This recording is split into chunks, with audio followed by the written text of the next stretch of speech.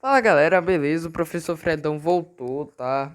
Fiquei um tempo fora porque eu não perdi a vontade de gravar e não tinha um assunto tão legal pra trazer pra vocês, mas eu tô de volta. Hoje nós vamos falar sobre a primeira revolução industrial, que é onde vai começar esse negócio de emprego, indústria e os negócios. Primeira coisa a se destacar é que é a passagem da manufatura para a maquinofatura. O professor, que é a manufatura? É o artesanato. Você pega, por exemplo, essa xícara, esse pedaço de tecido, corta, ajeita, até que isso vira uma figura assim. Isso é artesanato. Você mesmo faz seu próprio serviço. Isso era muito feito na Idade Média, né?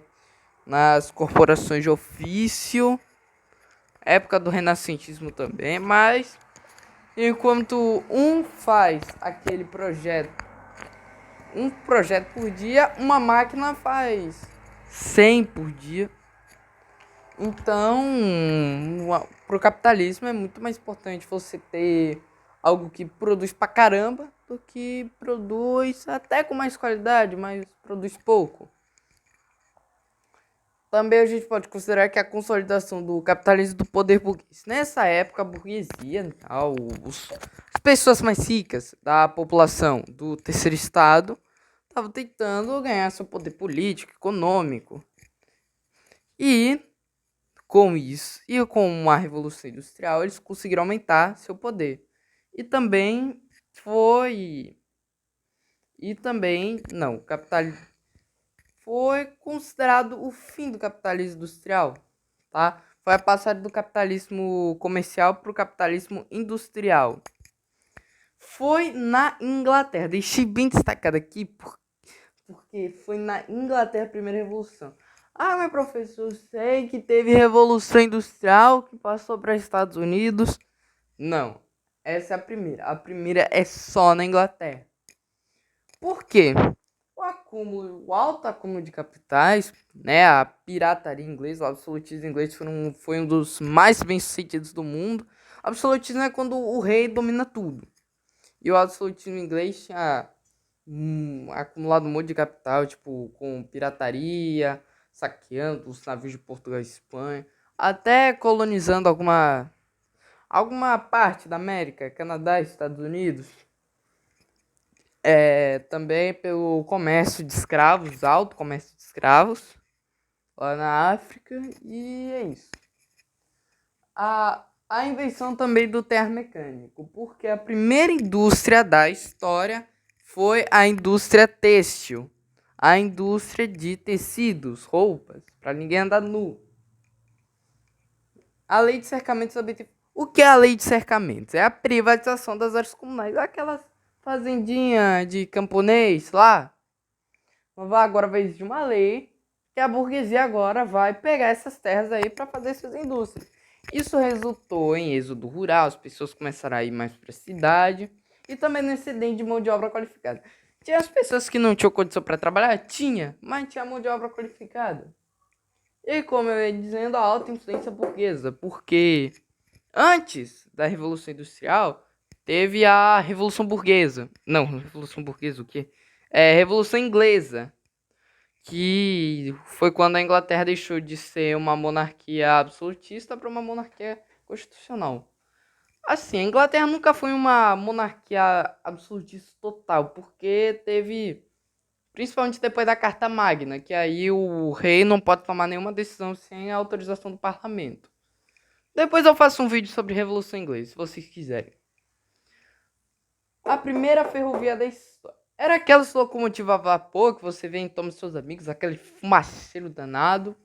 Aquelas locomotivas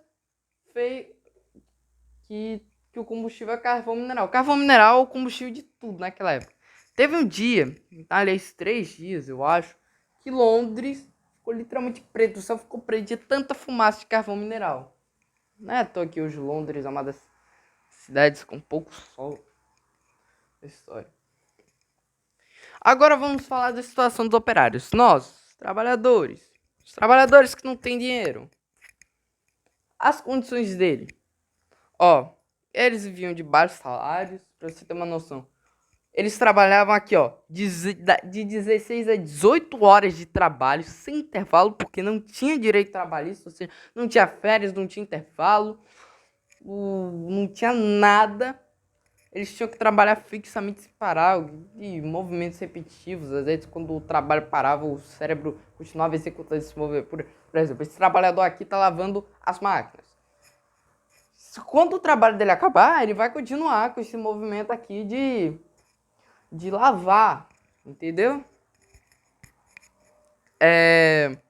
A dieta deles era altamente precária, porque por conta dos baixos salários eles não podiam ter uma alimentação muito variada, só dava para comprar pão e mais pão. Um homem ganhava 50 centavos, para vocês entenderem melhor, 50 centavos por hora. E as mulheres e crianças, porque existia trabalho infantil e feminino, ganhavam 0,25 centavos por hora. Óbvio que não é centavo, é que eu não sei se estava em libras. Mas... E também viviam em moradias salubres, tá? As favelas, os cortiços, aqueles cortições. Um velho. E aí eles ainda tinham que dividir, tá? Porque, como tinha muita gente, eles tinham que dividir quarto com estranho. Por exemplo, vou até pegar um piloto aqui, ó. Temos aqui o Joãozinho. Joãozinho é um pobre trabalhador que veio do mato procurando uma casa para morar. Voltando, Joãozinho é um pobre que quer uma casa. E tem lá também o Beltraninho. Beltraninho, que tem 2 metros de altura, eles nunca se conhecem, tá? O Joãozinho e o Beltraninho nunca se conheceram. Mas tem que morar junto, porque senão eles não vão ter casa pra morar.